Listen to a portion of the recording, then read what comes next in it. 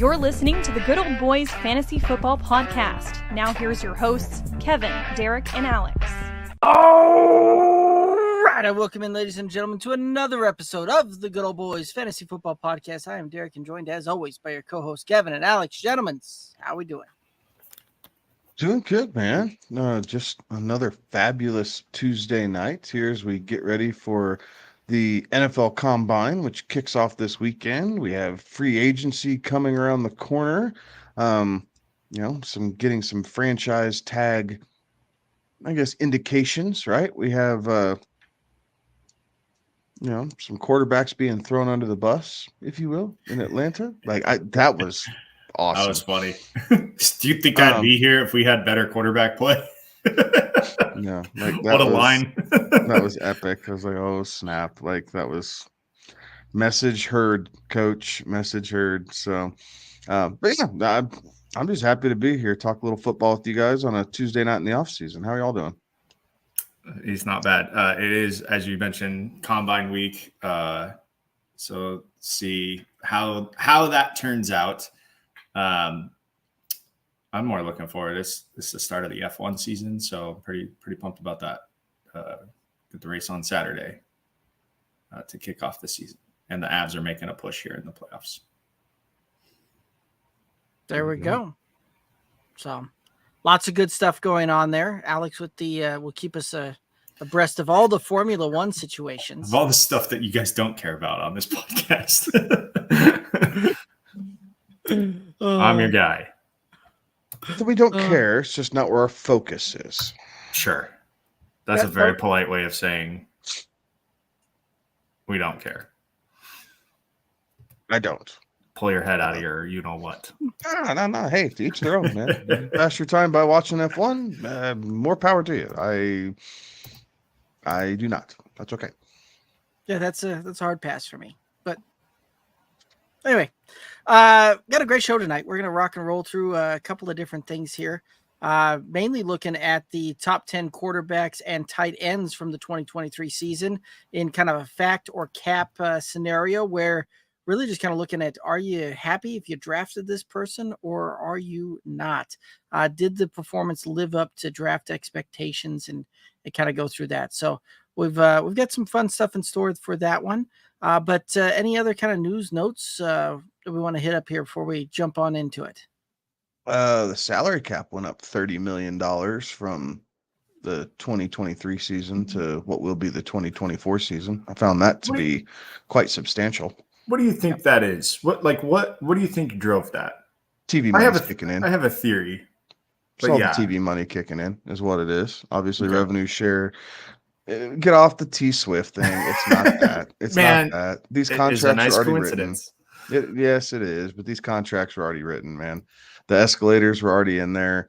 It's the Amazon Prime money coming in. Yeah, They get some NBC streaming money out of for their Peacock. games. The streaming. Yeah, it's that. Like the T-Swift effect was ratings during those games. It was merch that inevitably went towards the Travis Kelce jerseys or the Chief jerseys. But I mean, the players get a cut of their own sales, but that also goes in a pool, and the NFLPA divvies that out across all the players. So it's not just, that's not really ownership money that's included in that thing. This is separate contracts. So yes, all the conspiracy theorists with the T-Swift money, it's not that. Like, this was already built in. Sponsorships, escalators, contracts, all that good stuff. This is just how contracts are written. Fair enough. So no, and it is worth noting there too, because not only does the salary cap go up for every team there, and some teams desperately needed that kind of bump.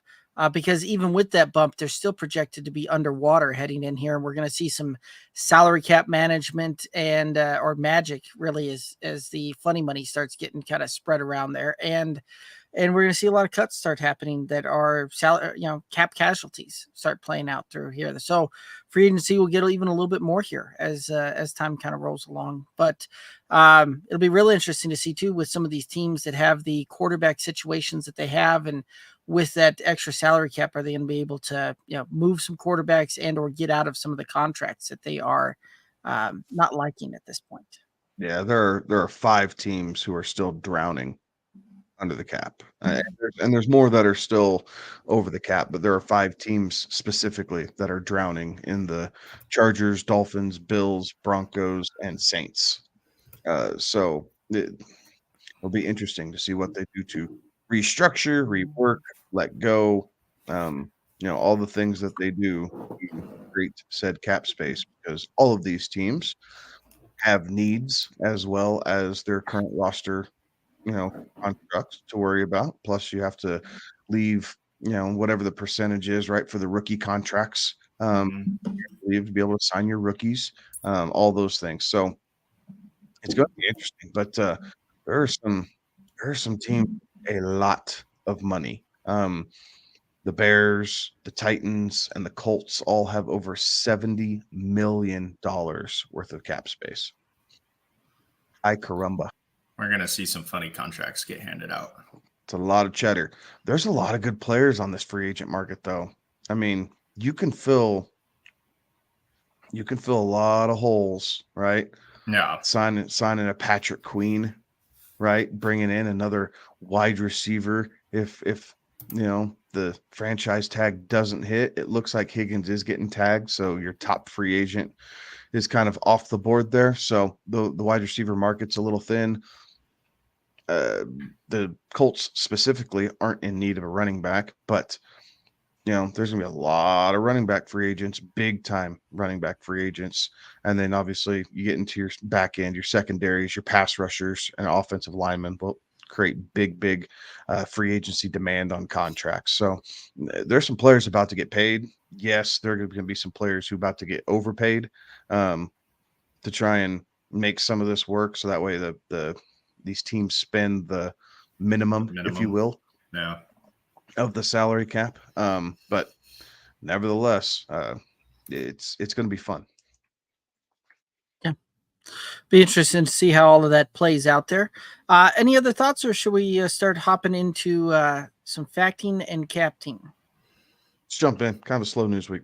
Yeah. All right. Sounds good. So we'll start off here with the quarterbacks, and really, looking at this from kind of several different angles, whether you're talking as far as a consistency ranking, whether you're talking boom bust, whether you're talking just, whether you feel happy or not if you were the manager that drafted this player at their ADP, and a whole bunch of different ways that we can rock and roll through this. But we're going to go ahead and start with the quarterbacks here, and we're going to go 10 on down to 1. So we're going to start with number 10, Baker Mayfield, who had an average fantasy points per game at 16.7 fantasy points per game, and had an average draft position of 277. Thoughts on Baker? How do you not like that? That's such a solid return on investment. Odds are you didn't even draft Baker, right? Like, he was a pickup after 1 or 2 weeks. And to get that return as a top 10 quarterback, how do you not appreciate what he did for you? The challenge will be, will he be able to replicate it next year? Was he on a man on a mission because of how he had been treated the last couple of years? Now he's got a little bit of stability. Does he continue on this trajectory that he was on? I think he had a great year. I don't know that he backs it up necessarily next year, but what a find for 2023. Yeah, this is fact, right? Being able to get a quarterback off the heaps of the waiver wire, if you will, to help carry your team if you were dealing with injuries, or being able to pick him up possibly and flip him for a running back or wide receiver if you needed that, and because you're already sitting with someone else higher up this top 10 list. But Baker definitely stepped up and helped out fantasy managers big time here this season. Yeah, absolutely. This is one of those that when you get a guy that was either undrafted or you took in the very last very last round type of thing, and he's able to deliver you a top 10 positional finish on that one, you've got to be happy with that one. And there's not really much else to kind of dive into on that one. So let's go ahead and go to number 9. Tua Tagovailoa had was a 16.7 fantasy points per game, was an ADP of 73 overall. So thoughts on Tua? I'm going to go cap on this one. Tua started out great, right, with the Tyreek run, but he really faded down the stretch. And if you were needing Tua for a playoff push, you did not get a whole lot of help from Tua. So obviously the Tyreek Hill injury, Jalen Waddle dealt with some, injuries throughout the season. The running game was key for this team, right, between Mostert and Achane. So they relied heavily on that, and it took the ceiling out of what could have been. But after a great tear to start the year, there was a steady decline in the back half of the year, and Tua very well could have cost you a fantasy championship if you were banking on him to show up big in weeks 14 and beyond. Yeah, I'll agree with Kevin on that one. You're only as good as your last performance, and his last couple of performances weren't what you were hoping they would be. So I'll agree with Kevin here and go cap. The Tua was great to start, but man, when it mattered, it was not great. Yeah, Tua certainly. You guys have already said that, where he certainly faded down the stretch there. A lot of bust games started happening. As you were needing to win to secure either playoff positioning or really playoff games there as well. So lots of kind of disappointment down the stretch. Overall, taking the season as a totality, you kind of got what got in what you got out type of thing, where you took him, ninth quarterback off the board. He finishes as the ninth quarterback, season long type of thing. So it was certainly tale of two seasons. One half you were happy with, one half you weren't. Over the course of things, you probably got about what you paid into it on that one. So, but being a manager, not a happy camper down the stretch. So I'll join you guys on that cap side of things. All right, let's go ahead and talk about Patrick Mahomes. 18.4 fantasy points average per game. Had an ADP of 11 last year. Thoughts? Hey, go ahead. Yeah, well, I'm just going to say, you didn't get what you wanted. And that also ties into the fact that a guy that we'll talk about a little bit later had a down year, right? So I think this is a cap because you had big expectations out of Patrick Mahomes. And while he did deliver a top 8 finish, that's not where you drafted him. Yeah, this is cap, and it is because of the ADP. It's because you had to invest a back end of the first round on average pick to get Patrick Mahomes on your roster.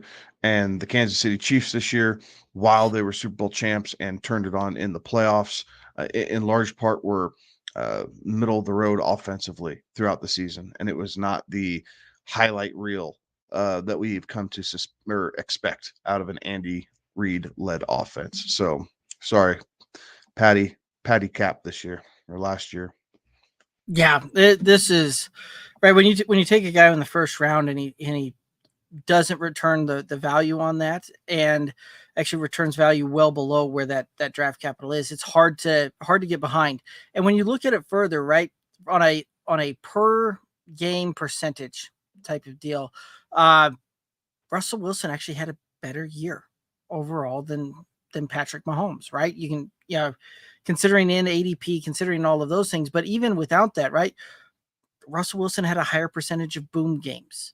Russell Wilson had the same percentage of top 10 finishes or top 6 finishes, a higher percentage of top 12 finishes, and a lower percentage of bust games than Patrick Mahomes did. So, kind of going through all of that, you would have actually been happier for your fantasy roster having Russell Wilson on it than Patrick Mahomes. So I'm going with cap on that. All righty.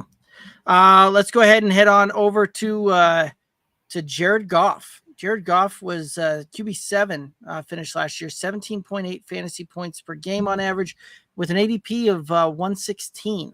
Thoughts on Jared Goff? This is fact again because of ADP, because of the relationship that he had with St. Brown and Sam Laporta, along with everybody else coming along with that offense, whether it was Montgomery early or whether it was Gibbs.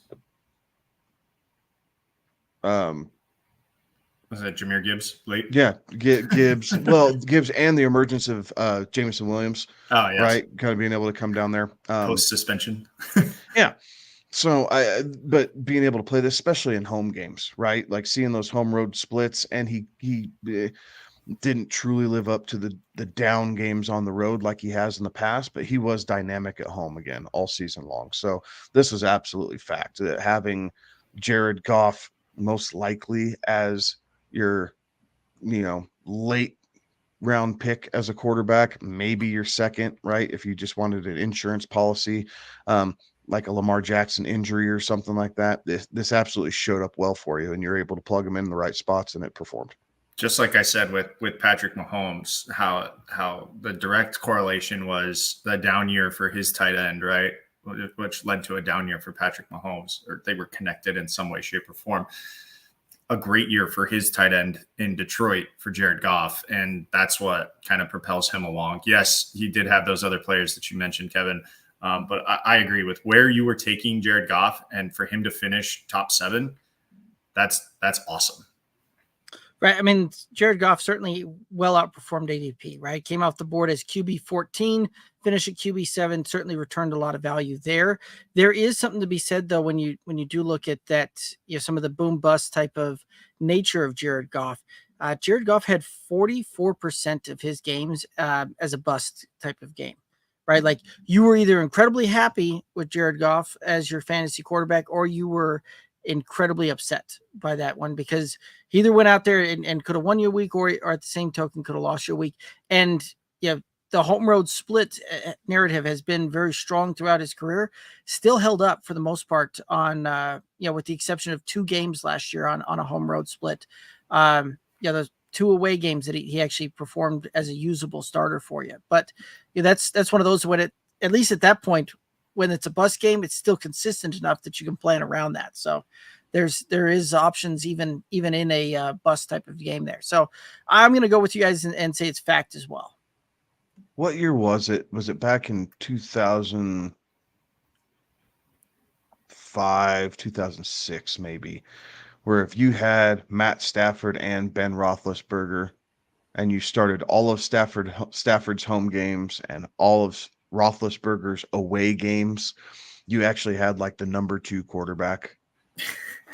do you guys remember that crazy? Like it's I don't think we had any quarterback perform quite that well on the road and that poor at home to be able to mirror that. But that's what years like this remind me of, right? It's back like, man, if you have the right.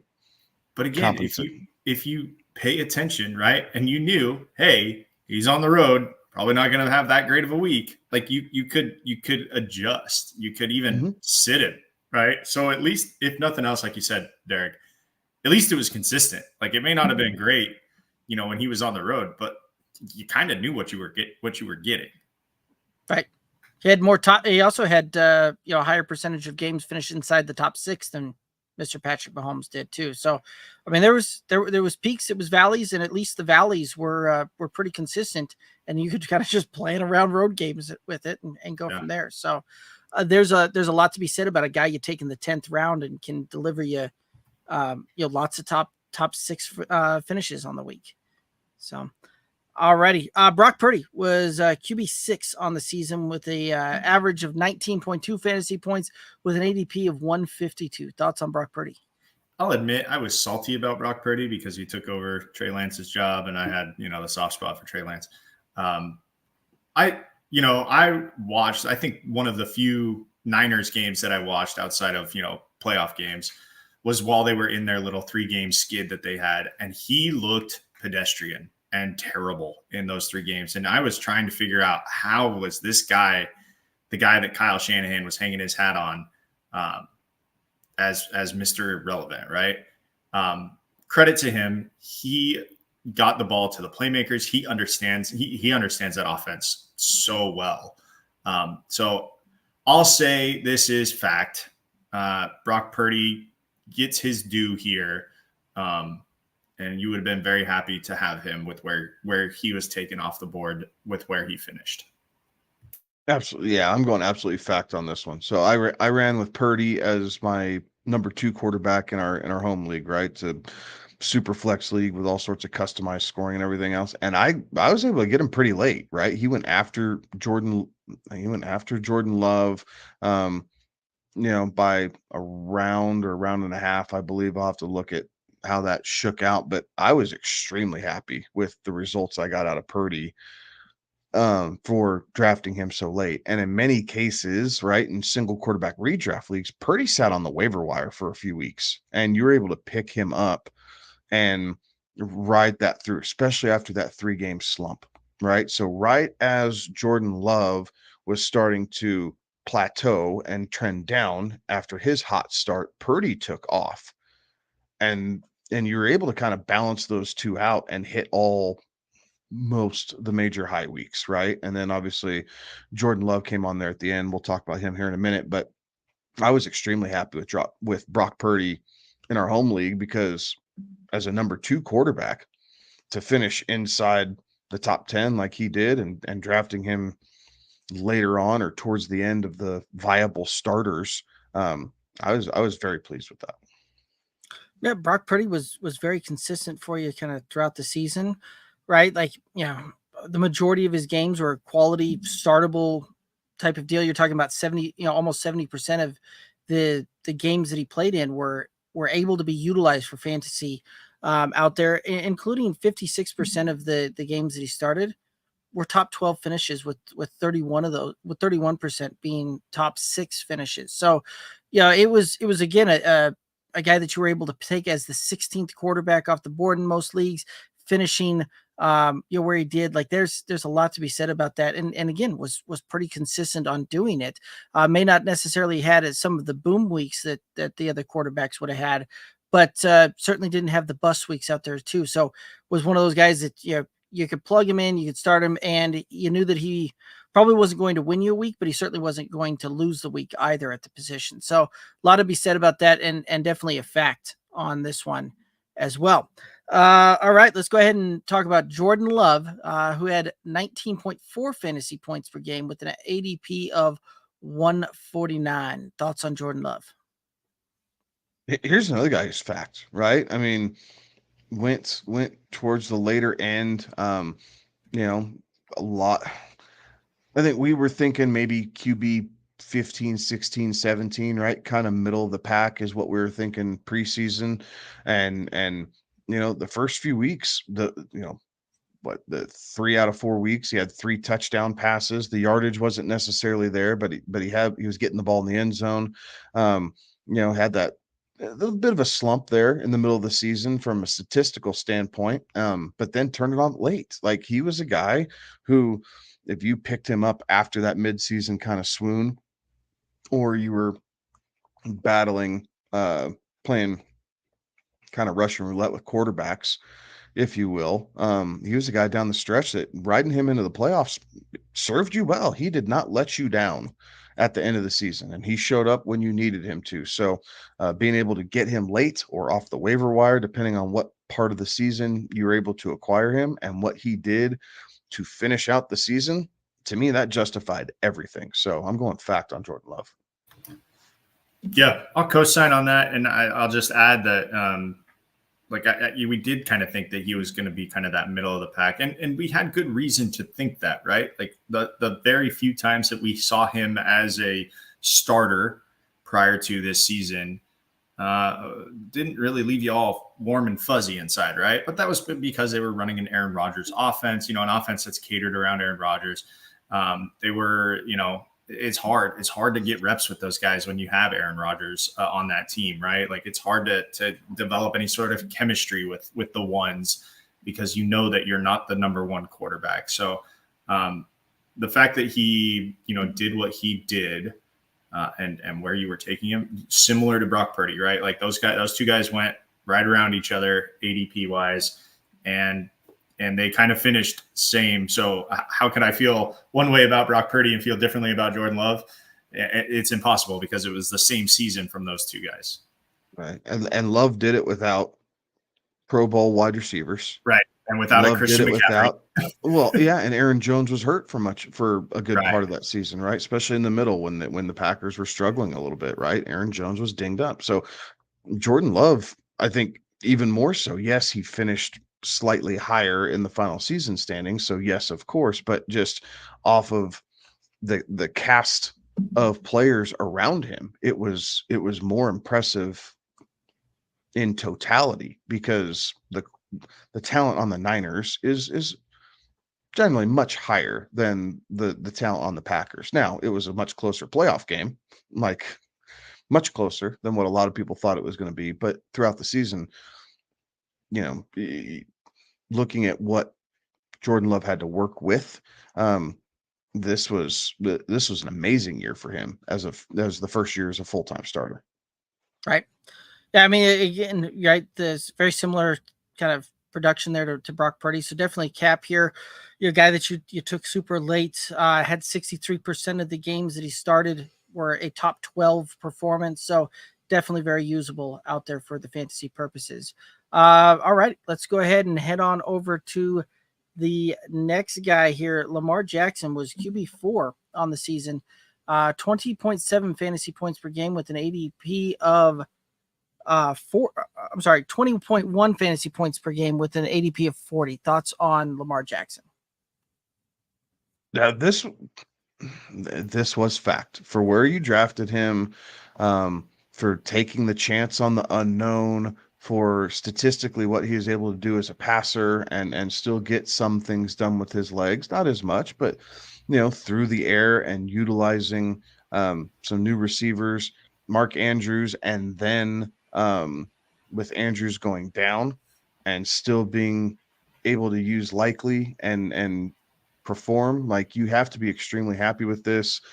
He was coming off the board, like you said, on average, the fourth, fifth type quarterback, ended up at 4, and won the MVP in the process. So you got the exact return on your value, essentially, even though the quarterback position scored less as a whole this year. So taking that for what it is, but it has to be fact. Like there's really no reason that I can come up with where I could say, no, you didn't, the juice wasn't worth the squeeze, right? It's the old school rubric, right? Meets expectations. That was Lamar Jackson. Those expectations were kind of high, but at the same time realistic, and he met them. He met the expectations. So what you see is what you get. That's a fact. I like the meets expectations, right? And you're right, the expectations were high, right? When you take the guy 4th overall with pick number 40, like those are high expectations that you're drafting somebody with, and when they live up to him, those are facts. That is a job well done, right? He certainly had a couple of blow up weeks that went out in 1 week, right? 31% of his games were boom type of performances. Still had 56% of his games inside the top 12. So lots of really good performances there. And even the bus games, there was only less than a handful of the bus games along the way there as well. So lots of quality starts, lots of high ceiling games out there, and Lamar Jackson certainly delivered on a very high ADP that was taken there as well. So that is fact as well. All right, let's go ahead and look at number 3, Dak Prescott, who averaged 20.7 fantasy points per game and had an ADP of 95. Absolute fact. Absolute fact. The Cowboys had to go to a heavy pass offense after it was clear the first couple games of the season that is not what McCarthy necessarily wanted the Cowboys to be. He's, for lack of a better term, right, he swallowed his pride. He rewrote the playbook, essentially, catered it to Dak, to CeeDee Lamb. Obviously, was able to get the tight ends involved. We saw Brandon Cooks, be a part of this offense. But really, it was the Dak and CeeDee Lamb show for most of the year. So this is absolute fact. Being able to get him late, outside of the top 2, maybe even 3 tiers of quarterbacks as what we were looking at kind of preseason, and outperformed all of it.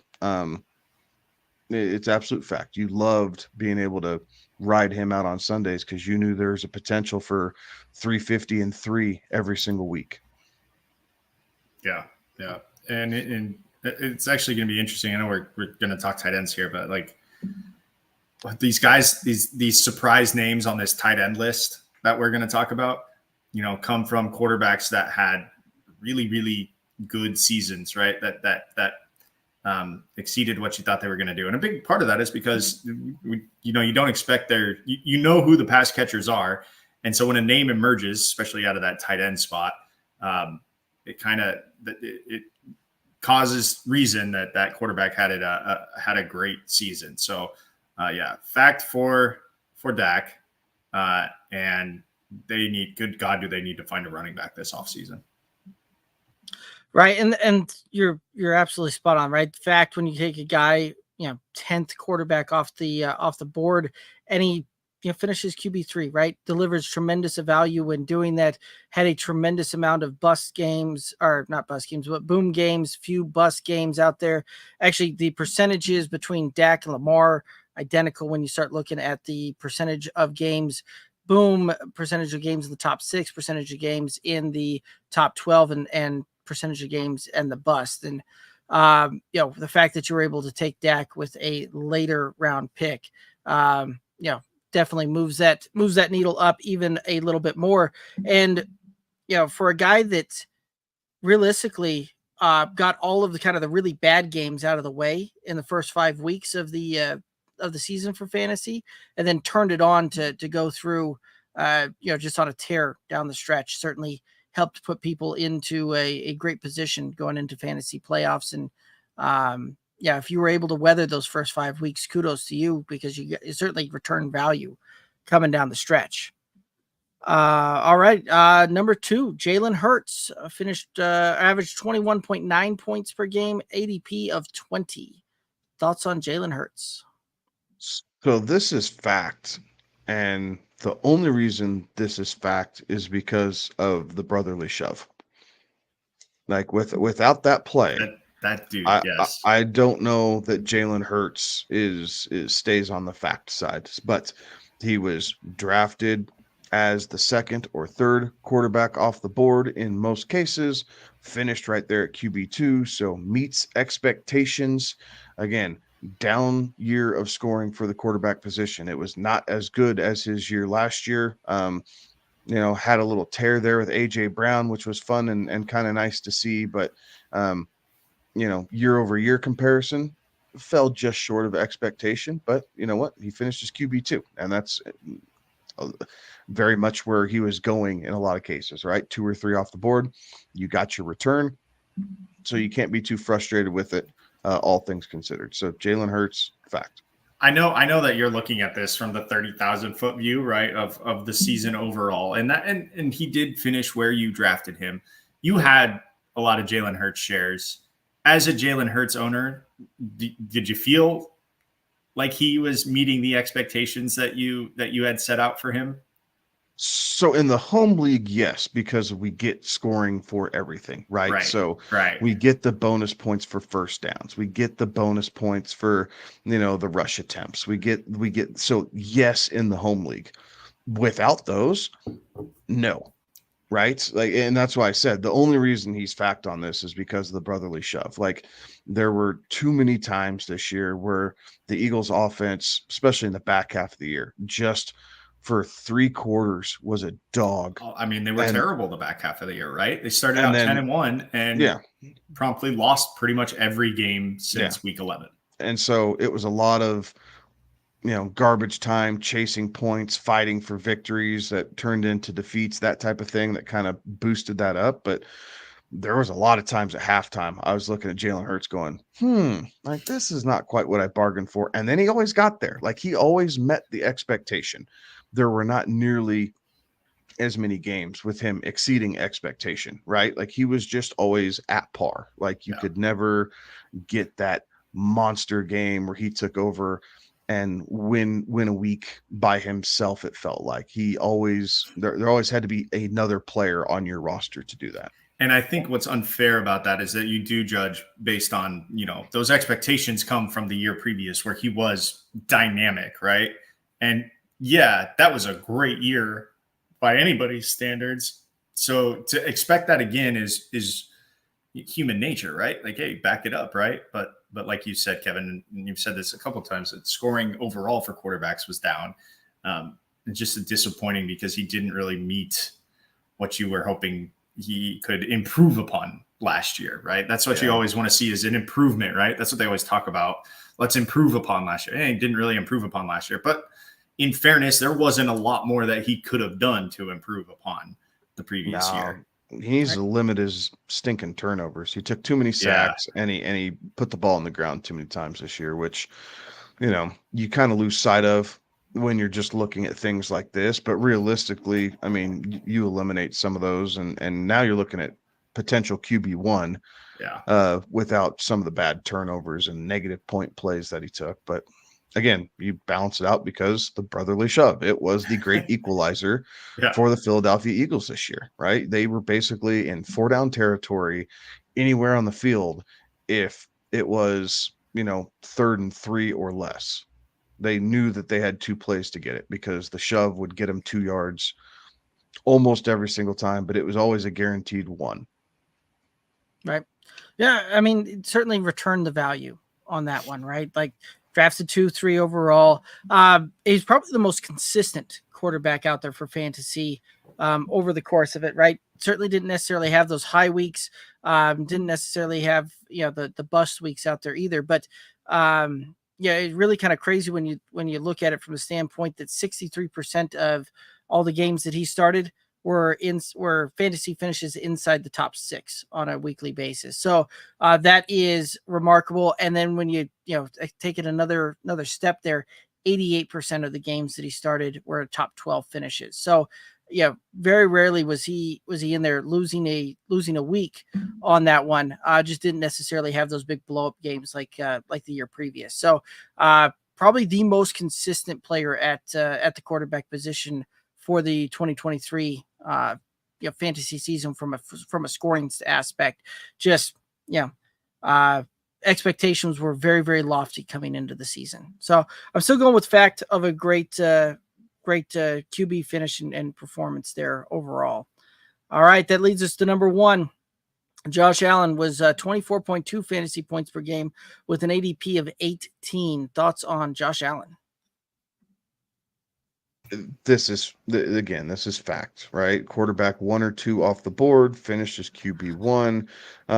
Yes, had a couple down games, right? When the Bills were kind of in that weird losing streak and they were in I guess the thought of, could they possibly miss the playoffs? What's wrong with the Bills? But Mahomes, but Josh Allen was still getting his, right? In large part, they were struggling on the defensive side of the ball, and it was bad turnovers. Again, it was the pick sixes that were being thrown and the things like that, the negative point plays. So once that got cleaned up, it was an absolute set it and forget it, right? There was a couple weeks there where people were asking questions like, do I start Josh Allen? He's not quite performing the same. And yes, it all shook out. A couple bad weeks, but no one was flawless this year, right? None of them had a flawless season. Each one had holes in their game a little bit from a fantasy perspective, but Allen paid the bill. He finished as QB1. You drafted him to finish as a top 3 quarterback, pretty much universally. I don't know of any league that I heard of where he went outside of the top 3. I'm sure that there was possibly 1 or 2, but none that we heard of. And when you finish on top and that's where you're drafted, that's fact. He absolutely did what you needed him to do. Yeah, agreed. And the fact that he finishes 1 and you probably took him 3rd, right? I think everybody was going to go. It was Mahomes and Hurts one or 2, each way. And Josh Allen was kind of pretty steadily that 3rd guy. So for him to return as the top quarterback, again, when you take a guy that high, there isn't a lot of room for a return on investment, right? But he did it. So that's a fact. Right. Absolutely stellar performance there. When you lead the position in averaging points per game on that one, and you're playing the all 16, 17 games of that, there's a lot to be said on that. Josh Allen, probably the second most consistent quarterback for fantasy out there. 75% of his games were inside the top 12. So, and had only 6% of his games as a bust game. So, right, like he was either getting you points, winning weeks, but very, very rarely did it come down to he lost the week for you at the position. So absolutely tremendous finish, and as it's been stated before, hard to outdo that kind of ADP, but managed to do it yet again this season. So that is fact, and an absolutely great job for Josh Allen. Any kind of wrap up thoughts here on the quarterback position before we move into tight ends? I think it goes without being said, but I'm going to say it anyway, right? Injuries played a big part of this, right? Quarterbacks got hurt. Burrow, Herbert being out, right? Cousins. Cousins going down, who is on a heater there before he got hurt with the Achilles injury. Say what you will about Rodgers, he always finds a way to get in the top 12. He just does, right? And what that is. So yes, some of these guys made it up, but really, I don't know that necessarily changes, right? The Brock Purdy's, the Jordan Loves, even the Jared Goffs, like those guys might have been safe, right? Because we're only talking about a handful. So really what it knocks out is your Bakers, your Patrick Mahomes, like it knocks those guys out and kind of really highlights, from a home standpoint, what a down year offensively it was for the Chiefs. Yeah. Right.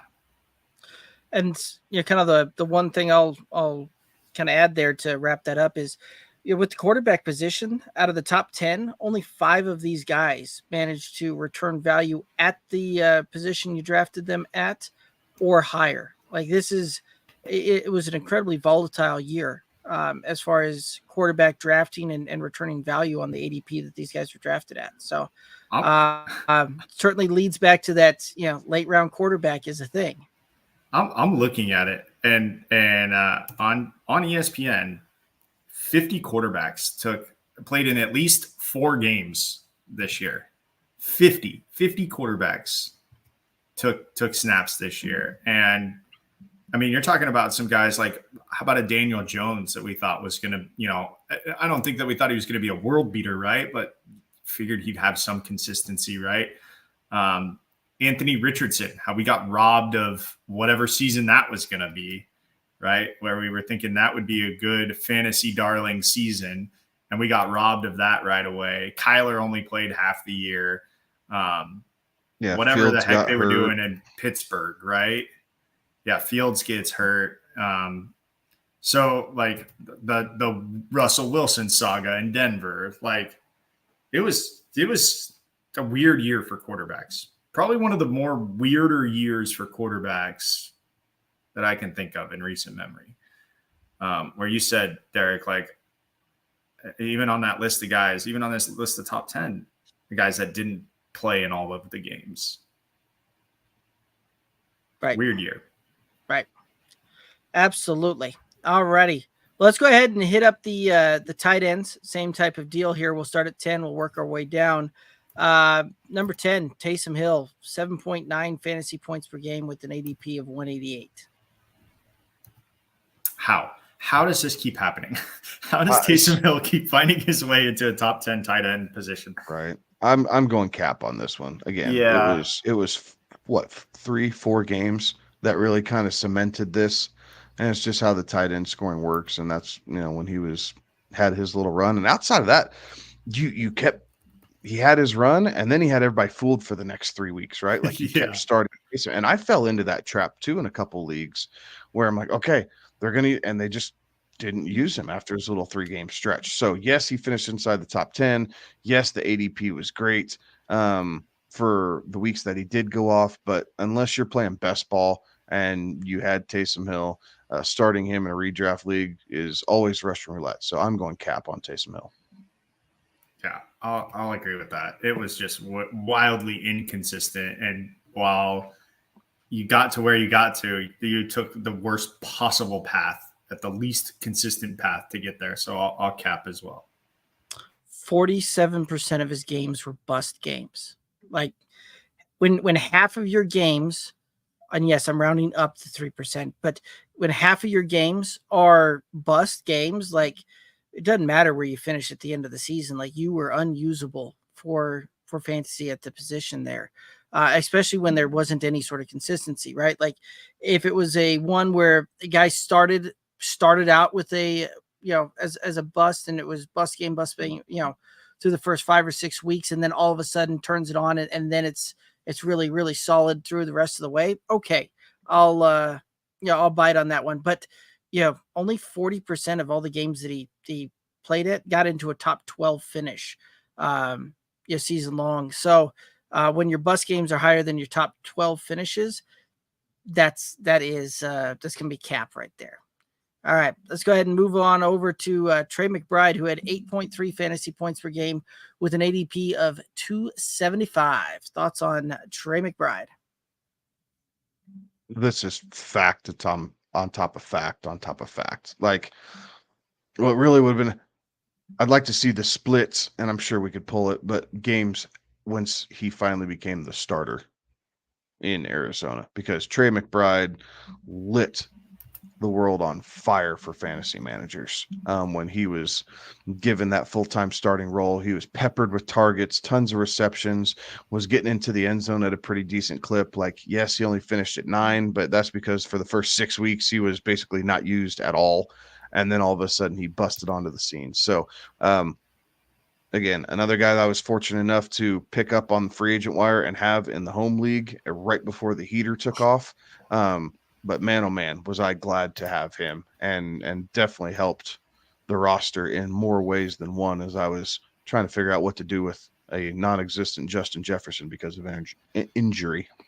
Yeah, basically week 8 onward, Trey McBride was your dude.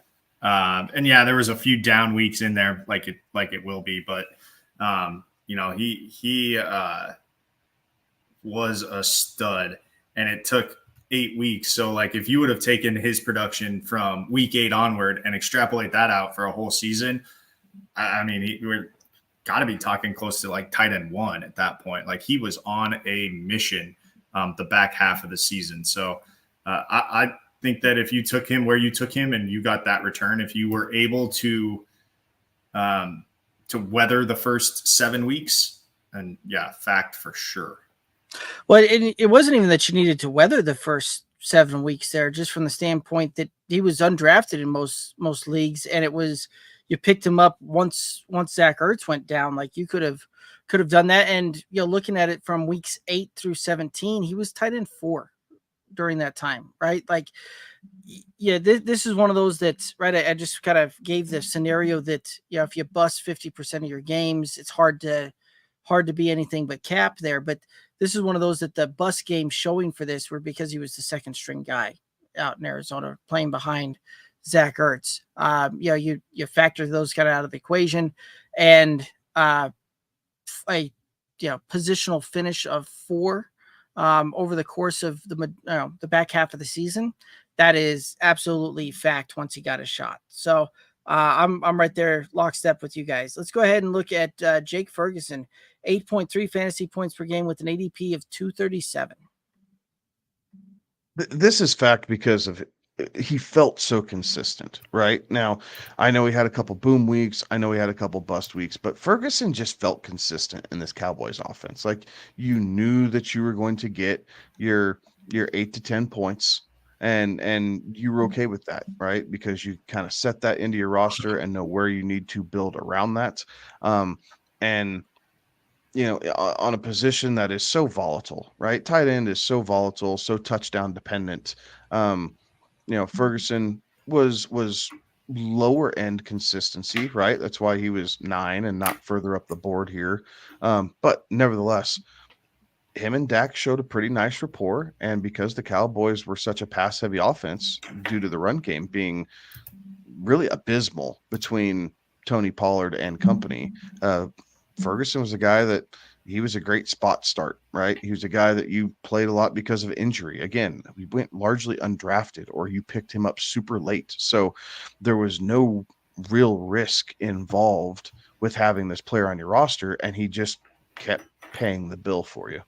Yeah, I had Ferguson, I think in the home league. I can't remember, but I for sure had a share of Ferguson somewhere, and it was fantastic. Set it, forget it. Like, yeah, he wasn't going to be, tight end one, or, I didn't have the expectation of him being Travis Kelce, but he certainly delivered, consistent week in, week out. And that was nice, especially in the back half of the season again.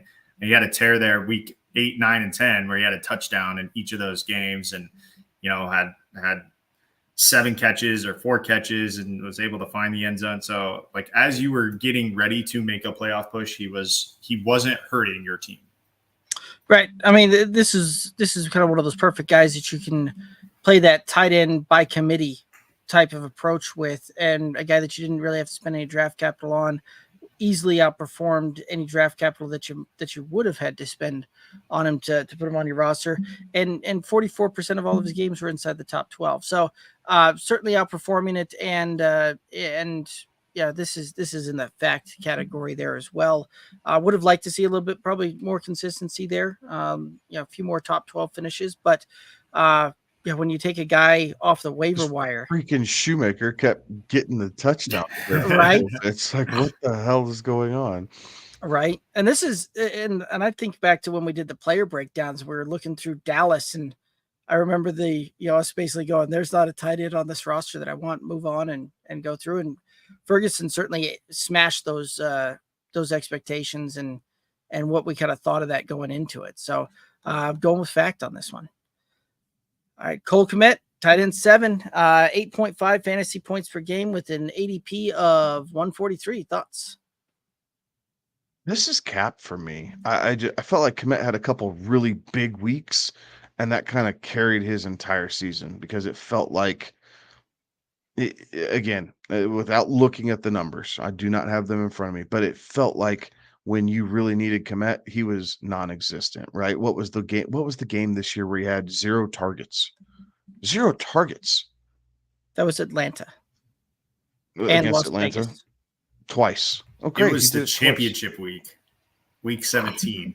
So, like that. It was a week that you needed. You needed points. Twice he completely busted out on you. Like, now, maybe a little bit of offensive game plan, but you still want to get the ball in the hands of your playmakers. And it was him and DJ Moore were the consistent receiving playmakers for the Bears, and they couldn't find a way to do it. So, because of those, you're taking goose eggs on targets. That means you had some monster weeks to keep you up inside the top 10, and he did. So this is cap for me.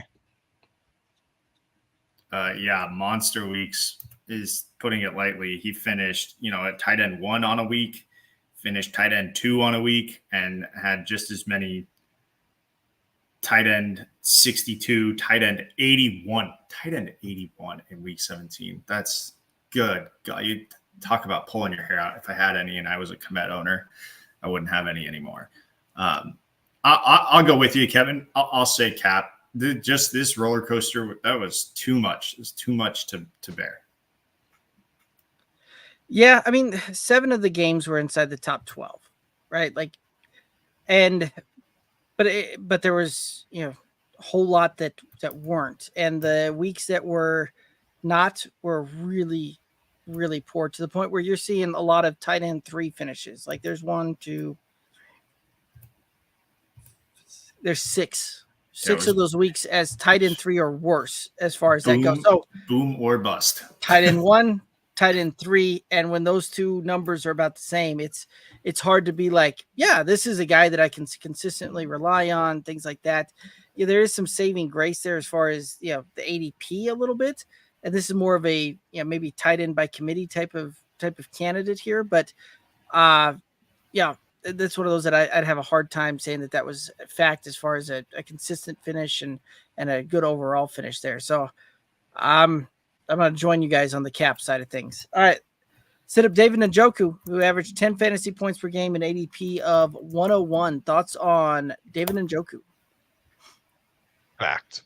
Through all the quarterback controversy, injuries, different starters, everything else, to the tear that he went in to the playoffs with and kind of helped carry your team, like David Njoku is fact. Now, correct me if I'm wrong, but I do believe that we were giving him quite a bit of love heading into the season, saying, look, this is a guy that you need to look at late.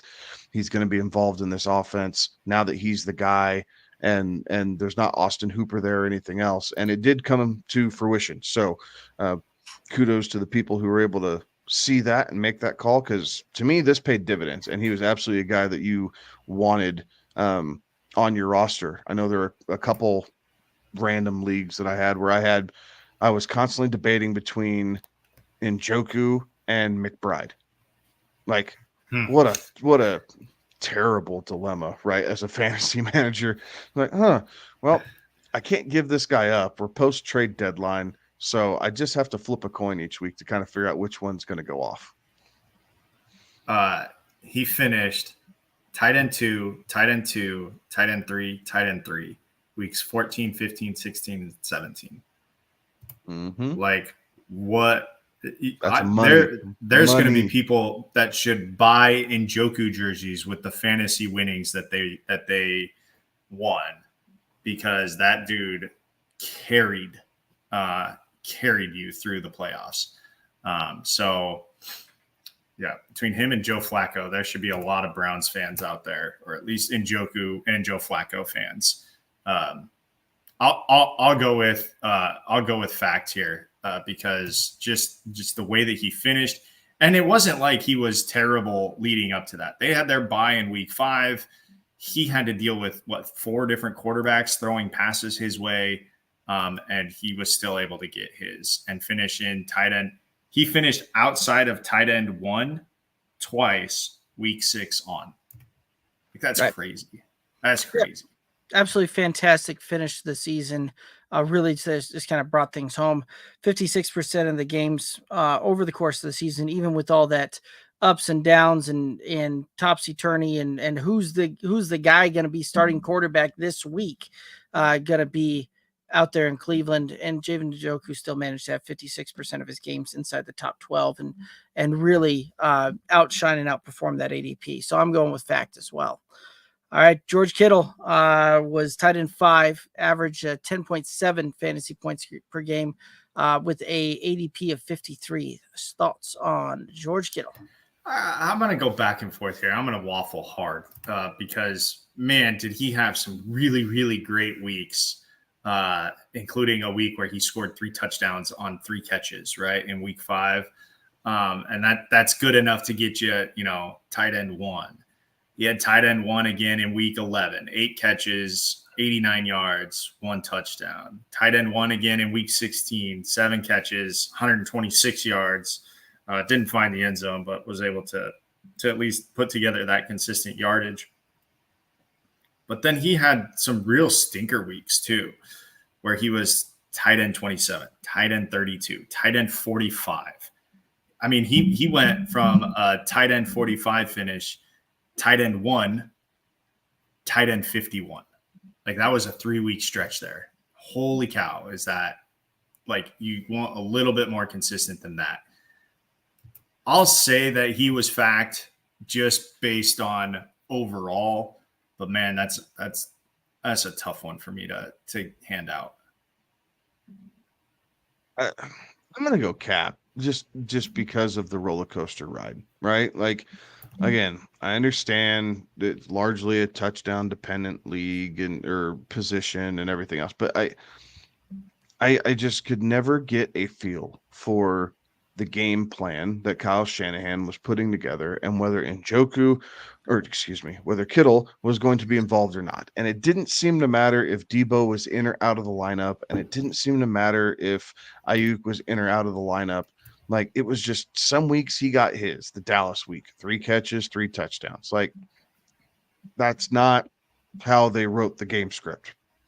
That's what happened, but that's not how they wrote the game script. Like, it was just kind of weird. And then you have these bummer weeks, right? 3 out of the first 4 weeks were terrible, right? You couldn't give the guy away. And then followed it up with then the next 3 out of 4 weeks, he was amazing and he was back to being George Kittle. And then the bye week, and it was back to roller coaster 2-1, 30, 9-5, 20, 1, 28. Like, it just, there's too much volatility in that for me. So I'm going to say cap on Kittle. Yeah, I can certainly understand that. There's a lot to be said when, and it's hard to say that the only tight end that managed to clear 1,000 yards on the season is cap on this one. But that's where I've got to go. And mine has a lot to do with the fact that this was a guy that you drafted as either tight end 3 or tight end 4, spent early draft capital to do so, and didn't finish at or above the ADP that, the positional ADP of where you were taking it, right? Like, finishes tight end 5, was drafted as either tight end 3 or 4, had a consistency all over the point, as you just mentioned, Kevin. But 31% of the games were boom games, 38% of the games were bust games, and there was kind of everything kind of in between. It was boom, it was bust, it was everything in and around that. And the fact that he wasn't able to return the value at the ADP on a high draft capital, I'm going with cap on this one.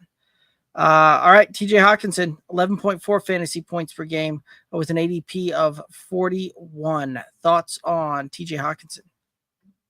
Oh, this is fact, right? Through the Cousins injury and sticking it out with multiple different quarterbacks and getting dinged up there at the end, but TJ Hawkinson was a big time player, stepped up massively in the wake of Justin Jefferson being injured. Yes, he was drafted early, but he really did pay off those dividends.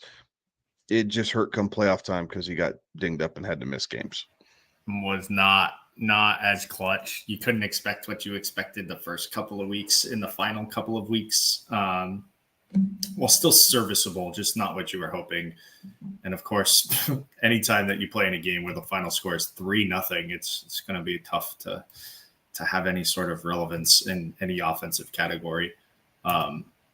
So I'll agree with fact, just because the first 12 weeks, first 2/3 of the season, he was amazing. That final third probably left a bitter taste in a lot of people's mouths. Yeah, I can certainly see that as well. I'm going to go with fact. A lot of that has to do with the fact that he managed to return the value at positional draft capital spent there, right? Like, you were drafting him 3 or 4, he finished it at 4, and only 7% of his games were bust games. So everything, just about everything was usable for the most part, and was pretty consistent throughout the season. So I'm going to go with TJ Hawkinson as a fact on this one. All right, that's going to lead us into tight end number 3. And it's hard to believe that this name's all the way down here at tight end 3, but it is. Travis Kelce, 11.5 fantasy points per game with an ADP of 6. Thoughts on Travis Kelce? It's got to be cap on Kelce, right? Middle of the first round pick, finished as tight end 3, was to his standards rather inconsistent. The finish shows that.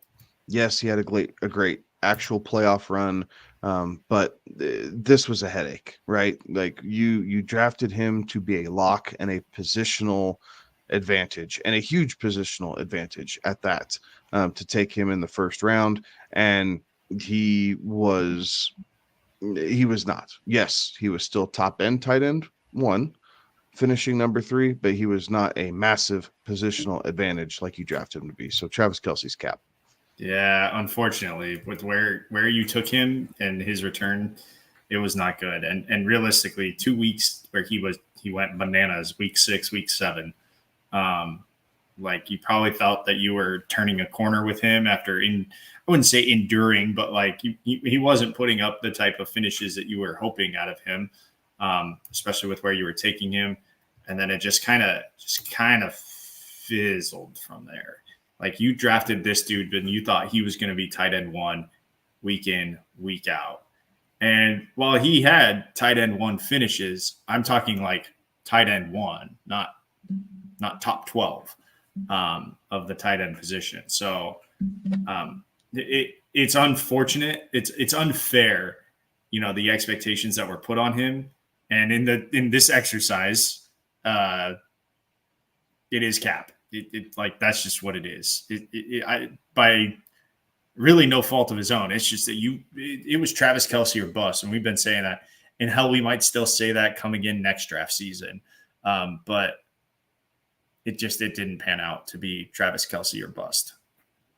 Right. And when you were drafting him with the 6th overall pick, you were drafting a guy that was going to go out and get anywhere from 12 to 1,400 yards and double-digit touchdowns.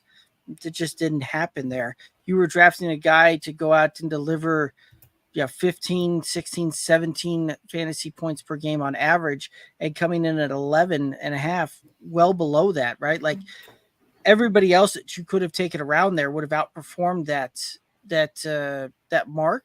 And not only that, the guys that you could have taken, 10, if even 12, 13 rounds later at the tight end position, there's a lot of those same guys that are up here in averaging that same kind of point total. So this is absolute cap on this one. And that ADP has a whole lot to do with that. So, all righty, let's go ahead and hit up number 2, Evan Ingram, 10.2 fantasy points per game, ADP of 83. Thoughts on this one?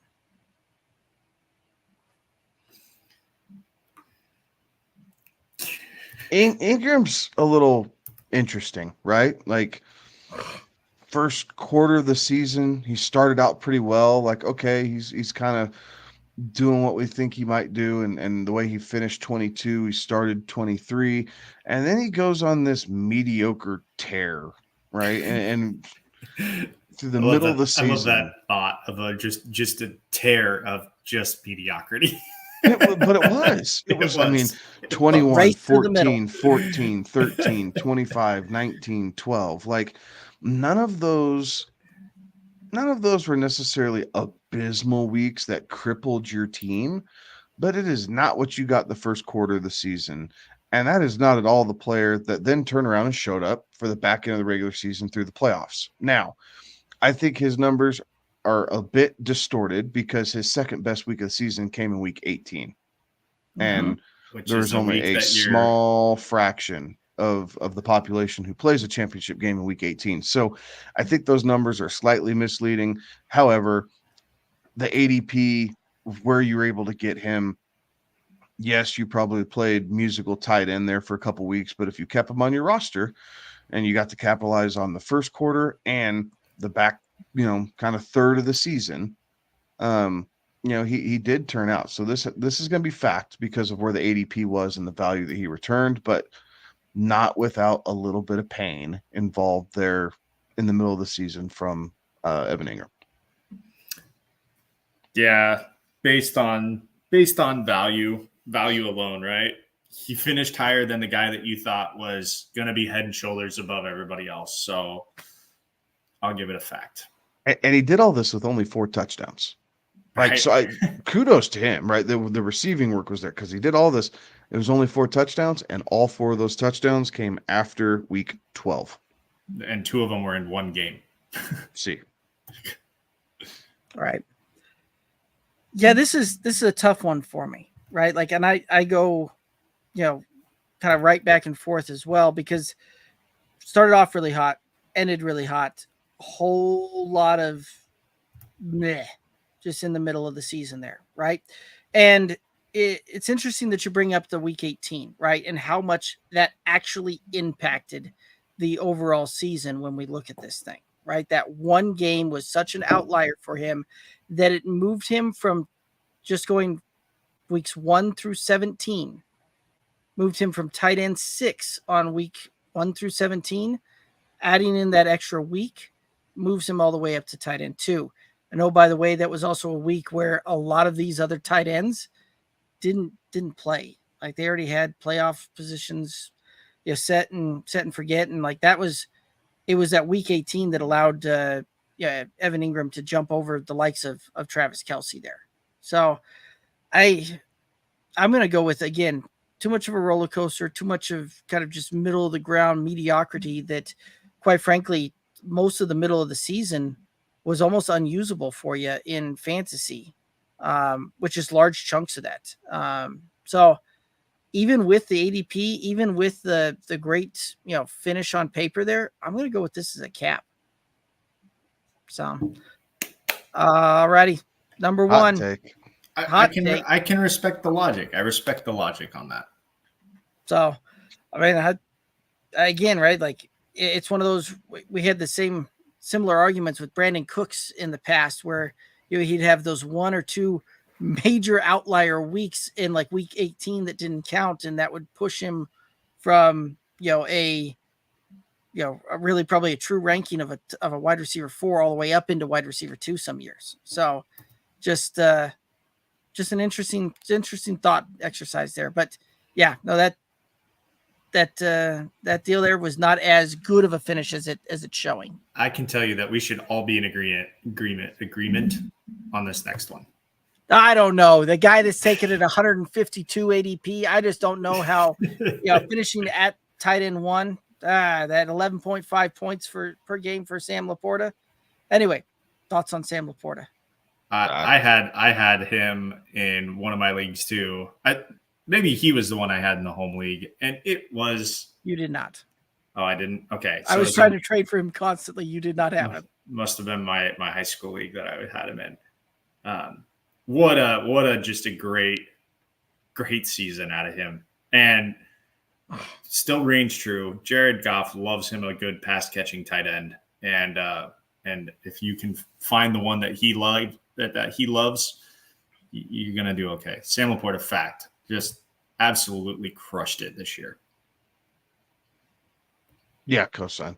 I mean, for being a late round pick, large part just to kind of see what you had in the rookie in a lot of instances to being your full-time starter in the vast majority of cases. This is a guy who absolutely shined for the Lions this year and was a big part of their success throughout the season. So Sam Laporta, fact. Yeah, had a couple of down games there, but overall, like 38% of the games that he started were top 6 finishes, and a guy that, undrafted, waiver wire, late round pickup in the majority of cases to finish at number 1 on the position. You certainly found gold there as well. All right. Any other thoughts here on the tight ends? It's a tough position to predict. I mean, we all had our pound the table for Travis Kelce or bust. And for many years that strategy worked. It didn't this last year. And I still think that there's a good case to be made for Travis Kelce or bust as we get into next season. But maybe that case, that argument doesn't hold as much water as it has in previous years now. Yeah, fair enough. Here's the hot take for you, that the tight end position, instead of trying to bolster that thing up and making all these tight end premium rules and things like that, the scoring is not that much greater than what we see out of kickers, and typically the kickers are more consistent. That's not what I said. That is exactly what you said, and that is what I heard. That is how I interpreted what you said. There you go. You want to do away with the tight end? My goodness. You know what? Why don't you just have 9 running backs on your roster? Why don't you just do that? Why don't you start 9 running backs? I've tried that before. It's a fun way to play. Also, hard to manage when you got 9 running backs and everybody's trying to do that. But anyway, so no, I find it interesting, all of the push over the last couple of years to try and really make the tight end position more relevant in fantasy. And from a position that is very inconsistent week in, week out, with very and this year I heard a lot more about, well, this is the year that we see more tight ends emerge. That's not really the case, right? Like, this is more of a case of we saw several of the big name guys that typically carry a lot of the load. We saw some injuries, in the way of Mark Andrews, who was off to a good start and a good tear there. But you also saw Travis Kelce kind of return to human a little bit, instead of a Superman outlier performance, had a pedestrian season. So it was more of a case that we saw a coming to the average more so than all of these other guys step up into that other stratosphere that we were so used to seeing Kelce dominate and being to the point where if you wanted to be tight end 1 on the season, you had to go out there and be 15, 16, 17 points averaging towards the fantasy season, not, a whole bunch of guys at 11, whole bunch of guys at 12, because again, right, like 2022, 11 would have put you number 1, 11 would have put you at like number 3 in 2020, and it gets worse as we go, further back in some of those cases. So, anyway, like I said, a little bit of a hot take there, but I'll move along. So, any other thoughts here on the tight end position or the factor caps on the night? No, fun exercise to kind of look back and see how these somewhat. I mean, it's interesting to take that, overarching 30,000 foot view of the season as a whole versus, a week to week consistency. And there were definitely some dudes that we talked about that, man, were they a headache, but like, kind of sit back and wonder how they finished where they finished at the end of the year, given the headaches that they provided throughout the course of the season. They call that the Evan Ingram experience. Just you managed to put enough games, you strung enough games together at tight end 12, 13, 14, that at the end of the season you had enough cumulative points that it shot you up the rankings. So just get you there. No. Yes, right. sir. So, all righty. Well, guys, any final thoughts out there for the viewers and listeners? No, enjoy the combine. Yeah, enjoy the combine. Stay tuned. So we'll obviously we got to touch running backs and wide receivers, but combine, we'll start doing some rookie breakdowns. Obviously, we'll get into some free agent coverage, the pre-draft coverage, the draft day Podapalooza, whatever we're calling it this year. To cover the first round of the draft. So we got a bunch of stuff coming your way. So stay tuned at Good Old Boys FF, wherever you consume your social media content. I like it. And the best place to do that, go over to the youtube.com/@goodoldboysff. Click that subscribe button, ring that bell, get the notifications when we go live. We're going live every Tuesday night during the off season. We'll be live on the draft day first round there. But that's going to do it for us. He's Kevin. He's Alex. I'm Derek. Have a good one. Be safe. Toodaloos.